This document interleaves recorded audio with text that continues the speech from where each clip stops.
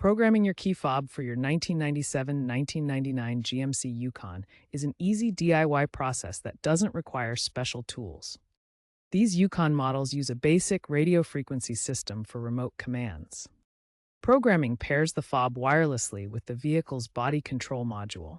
The fob transmits a coded signal, and the BCM learns and stores up to 4 fobs.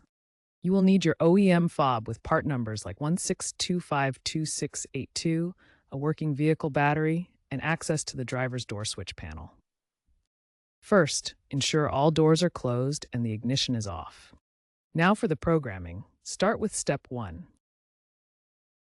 Step 2. Press and hold the driver's door unlock switch. This is the manual process to enter BCM programming mode. Step 3. Turn the ignition off, then back on. Step 4. Press the lock-unlock buttons on the fob in sequence. For example, press lock 3 times, then unlock 3 times. Step 5. Cycle the ignition again to exit the mode. Repeat for any additional fobs you want to program. Timing is crucial. Allow 5 to 10 seconds between steps. Interference from nearby electronics can cause failures. If it doesn't work the first time, try again.